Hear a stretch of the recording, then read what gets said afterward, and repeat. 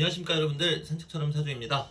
이번 시간에 드릴 말씀은요, 연애할 때 충돌할 수 있는 명식 파트 2입니다. 파트 2를 만들 생각은 전혀 안 했었는데요, 정말 남자는 양이고 여자는 음이잖아요. 그러다 보니까 연애 관련 이야기가 나오면은 많은 분들이 관심을 많이 보여주시는 것 같습니다. 그래서 댓글에 이제 여러 가지 질문들이 있어서요, 차라리 이럴 바에는 파트 2를 만들어서 말씀드리자, 이제 그 생각을 해서 이렇게 촬영하게 되었습니다.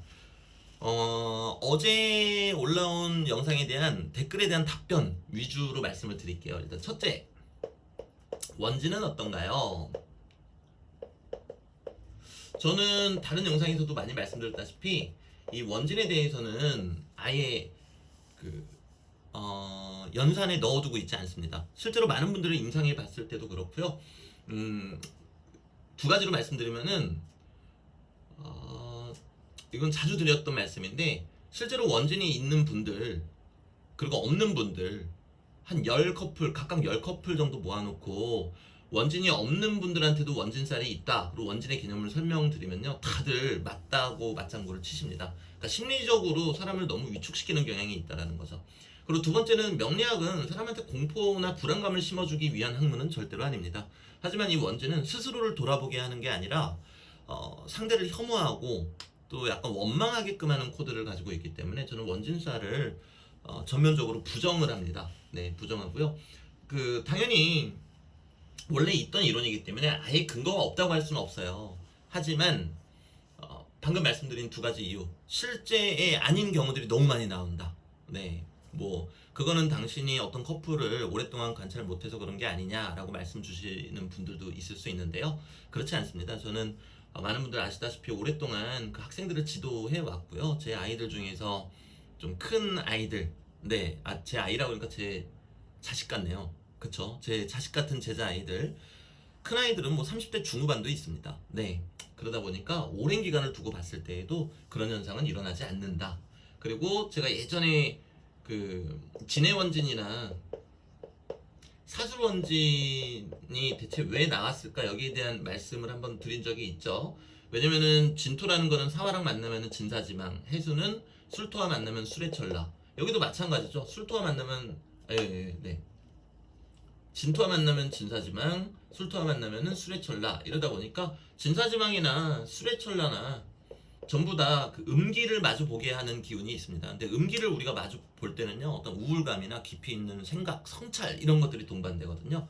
근데 그런 것들을 그냥 관찰하다 보니까 사람들이 원진이라고 착각한 게 아닐까, 이제 그런 말씀도 드렸습니다. 다른 원진도 마찬가지고요. 그래서 저는 원진에 대해서는 철저하게 부정하는 편이고요. 네, 철저하게 부정을 하고 있고요. 당연한 얘기지만 명식 두 개를 놓고 비교했을 때, 여기랑 여기가 서로 원진이다, 이것도 저는 전면적으로 대단히 강하게 부정을 합니다. 왜냐하면 저는 감사하게도 제 직업이 이전에 학원 강사였고, 또 제가 지도했던 제자아이들이 너무나 많았기 때문에 실제로 그 제자 아이들끼리 커플이 된 케이스가 정말 많아요. 근데 이런 경우들을 비교해놓고 봤을 때도 전혀 원진이라고 얘기할 수 있는 그런 심리적인 부분은 관찰이 안 되더라는 거죠. 결국에는 마음의 문제다, 이제 이렇게 말씀을 드리겠고요. 그리고 두 번째 질문 주신 그 내용 중에 이제 어떤 게 있었냐면요, 격각이나 이런 부분들이, 저는 어제 이제 예시에서 일시를 말씀으로 드렸단 말이에요. 근데 이렇게 말고 월하고 일이 있는 경우에는 어떤가요? 또는 떨어져 있는 경우에는 어떤가요? 이제 이런 질문들을 주셨어요. 근데 떨어져 있는 경우에는 당연히 성립되지 않습니다. 네, 전혀 성립되지가 않고요. 제가 예시를 한번 들어봐 드릴게요. 해수하고 유금은 격각이에요. 근데 여기에 해수가 있고요, 여기에 유금이 있다고 가정을 해볼게요. 그럼 묘목이 들어왔을 때 여기서 해묘 반합을 할 뿐이지 이 유금하고 충돌한다고 보기는 어렵습니다. 네, 물론 조금 더 깊이 있게 들어가면요, 충돌이 아주 없다고 할 수는 없어요. 왜냐면은 이 월지는 내가 살고 있는 그 세계관이기 때문이에요. 내가 살고 있는 세계관. 그럼 이제 마음속에서 이 세계관과 충돌하는 거는 일어날 수 있겠지만, 제가 어제 영상에서 말씀드린 것처럼 그런 현상은 전혀 발생하지 않습니다. 그렇기 때문에 떨어져 있다 그러면 전혀 해당 사항이 없으시다, 이제 이렇게 말씀드리겠고요. 그리고 네, 이렇게 월하고 일, 월하고 일에 있으면은 이건 어떻게 봐야 되는가? 이제 이런 질문들도 많이 주셨어요. 그럼 여기 해수가 있고 여기 유금이 있다. 이제 이런 네, 이거 좀 너무 지저분하니까요. 지운 다음에 말씀을 드릴게요. 여기 해수가 있고 여기 유금이 있다. 자, 그러면요. 묘목이 들어왔을 때 배우자궁에서 묘목이 갑자기 커지겠죠. 해묘반합을 하니까요. 그리고 해수는 생지니까. 그런데 월지하고 부딪힙니다. 그럼 이제 이런 경우에는 여러 가지 해석이 나올 수 있어요. 배우자로 인해서 직장에서 직장 상사와 부딪힌다. 배우자로 인해서 윗 어른들, 웃 어른들하고 부딪힐 수 있다. 이제 이렇게도 이야기할 수가 있겠습니다. 그리고 이제 우리가 연, 월, 일, 시로 가늠하는 거를 금묘화실이라고 하죠. 네. 그런데 금묘화실적으로 봤을 때는 이제 요 일주 구간, 즉 35세에서 45세 구간에 들어섰을 때 아무튼 배우자궁하고 함께 충돌하기 때문에 어느 정도 마찰이 있을 수 있다. 그렇게는 이야기를 합니다. 반대로 유금이 여기에 있다. 그러면은 여기가 45세부터 대략적으로 55세를 뜻해요. 그럼 45세에서 55세에 자식과 아랫사람과 또는 배우자와 마찰이 있을 수 있다. 이제 이렇게 보시면 되시겠습니다.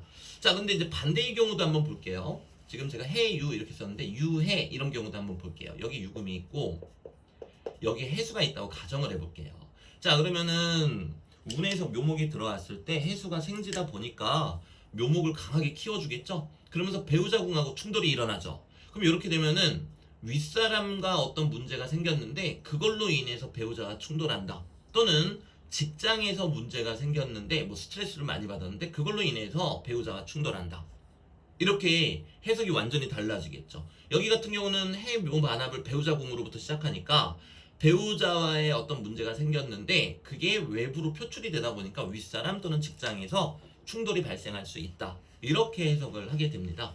그래서 월하고 이제 일하고 있을 때는 그런 작용이 있다. 그렇게 알고 계시면 되겠고요. 그리고 마지막으로 제가 어제 자영살에 대해서 말씀을 드렸는데 뭐 그 이외에 자묘형살이라든가 또는 저기 술미형 그리고 축술형 사신형 인사형에 대해서는 말씀을 안 드렸단 말입니다.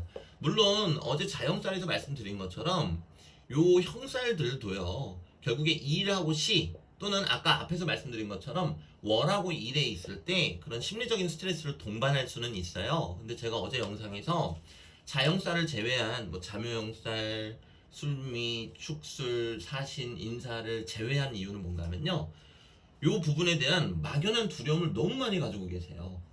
네, 근데 명리는 제가 계속 말씀드리지만 사람을 겁주고 두려워하게 한 다음에 부적을 쓰게 해서 돈을 버는 학문은 아니에요. 네, 만약에 그렇게 하시는 분들이 있다면은 물론 그분들 입장에서도 진정 내담자를 위해서 그렇게 하신다면은 또 모르겠어요.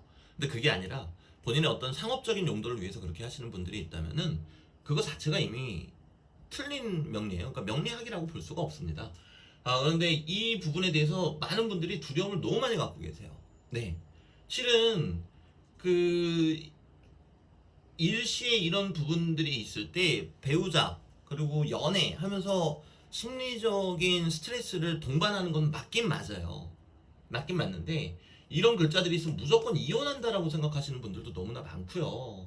그리고 그 연애에 있어서 대단히 안 좋다라고 혼동하시는 분들도 너무나 많으세요. 근데 실제로는 그렇지 않고요. 그 사주팔자가 어떻게 구성되어 있고 대운이 어떻게 가는가에 따라서 건강 문제로 일어날 수도 있고요. 이동수로도 일어날 수 있고요. 네. 그리고 뭐 승진으로 발현될 수도 있고요. 근데 여러 가지 경우일 수도 있는데 많은 분들이 이렇게 형살이 있게 되면은 뭐 죽는다, 교통사고 심하게 난다, 반드시 이혼한다, 뭐 부인이나 남편이 반드시 바람핀다 이런 식으로 잘못 알고 계시는 경우들이 많기 때문에 제가 거기에 대한 불안감을 키워드리고 싶지가 않아서 어제 업로드하지 않았습니다. 근데 역시 많은 분들이 또 질문을 해주셨어요. 그 댓글뿐만 아니라 이제 이메일이나 이렇게도 질문들이 꽤 오거든요. 근데 근데요, 정말 그렇습니다. 이 글자들이 각각의 특징들이 다 있긴 있어요. 뭐 이를테면은 이 축술영살하고 술미영살 같은 경우에는 좀 심리적인 부분이 대단히 큽니다. 심리적인 부분. 그러니까 내가 겉으로 드러나는 문제도 있을 수 있겠지만 그거보다는 조금 속 썩는 그런 경우들이 있고요. 그리고 사신형하고 인사형살 같은 경우에는 아무래도 겉으로 드러나는 경우가 좀 많이 있습니다. 네, 겉으로 드러난다. 그래서 내 남자친구가 바람피나 뭐 이런 게 아니고요. 그 운에 따라서 또 사주 명식에 따라서 다 다르게 발현이 되겠죠. 네. 근데 조금 더 가시적인 게 있다. 그 이유는 이 친구들이 생지이기 때문에 그렇고요. 축술영살하고 이제 술미영살은 묘지다 보니까 아무래도 그 안에 강하게 응축되어 있는 이 음간들의 향연이잖아요. 네. 그러다 보니까 이제 심리적으로 드러나는 경우가 많다. 이렇게 말씀드리겠고요. 그리고 자명살은 뭐 무조건 바람핀다. 이렇게 아시는 분들이 많으세요. 그래서 왜 그렇게들 말씀하시나 하고 보니까 이게 이제 별명이 무례지형이거든요. 무례하다.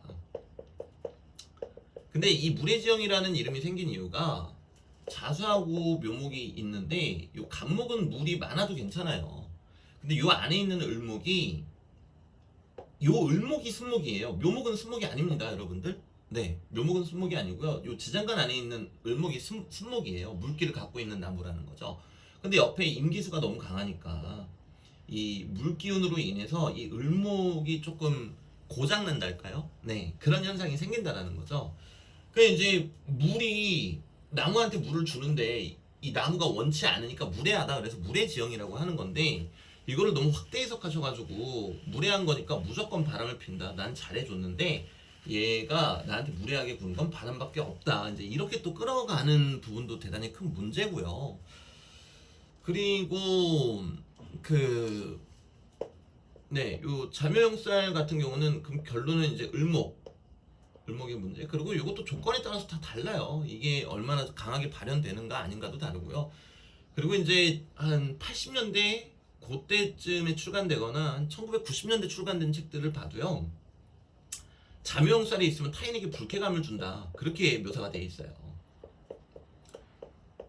그럼 여러분들 주변에 자묘형살이 있으신 분들 보세요. 타인한테 다 불쾌감을 주시는지. 그런 분들도 있는데 아닌 분들도 더 많아요. 아닌 분들이.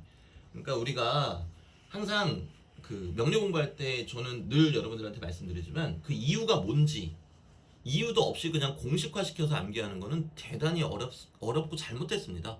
어려운 건 아니죠. 잘못됐고요. 어려운 것도 맞겠네요. 그 공식들 다 암기하려면은 심지어 다 맞지도 않은데, 네, 그걸 암기하면 얼마나 어렵겠습니까? 그러니까 왜 그런 현상이 일어나는지 이해를 하신다면 좀 더 좋겠죠. 그리고 바람과 관련 있는 거는 그 사람의 마음가짐이고요. 물론 이제 명식상으로 이성이 잘 가만히 있어도 이성이 잘 이렇게 들어오는 명식들은 있어요. 근데 그렇다고 그걸 놓고 바람 핀다라고 단정할 수는 없는 거거든요. 그래서 여러분들도요, 그런 어떤 단정, 공식으로 인해서 단정 짓는 거, 그거는 항상 경계해 주시고, 당연한 얘기지만 사주 팔자니까 8글자들이 서로 어울리고 생하고 극하면서 이루어지는 일들이거든요. 그러면은 여기 한 글자 여기 한 글자만 바뀌어도 인생이 달라지는 건데 어떻게 그렇게 공식으로 외울 수가 있냔 말이죠. 그러니까 그 부분 경계해 주시고요. 그리고 이 을목이 너무 약한 경우에는 뭐 신경계라든가 발달이라든가 이런 데서 문제가 생기는 경우도 있어요. 네, 그러니까 이런 것까지도 감안해 주신다면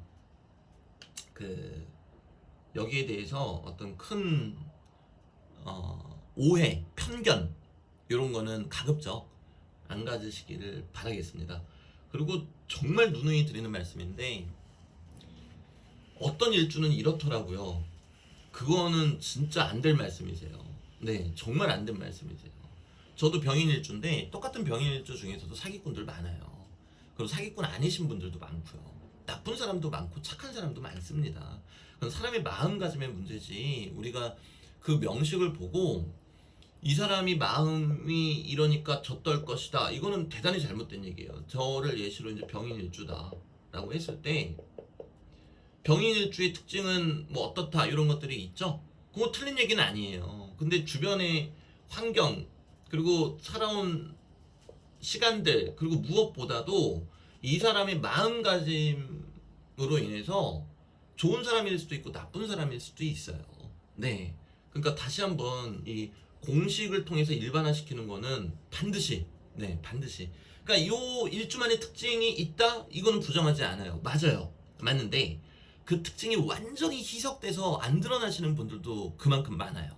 또는 그 특징이 더 가중돼서 더 강하게 드러나는 경우도 많고, 희석이 됐던 아니면 농도가 더 짙어졌던지 간에 착하다 나쁘다를 결정짓는 거, 바람핀다 아니다를 결정짓는 거는 그 사람의 마음가짐이라는 겁니다. 이게 참 중요해요. 저는 이제는 명리가 정말 변해야 된다고 생각을 합니다. 지금까지 명리는요, 사람을 곤충처럼 보고 있어요.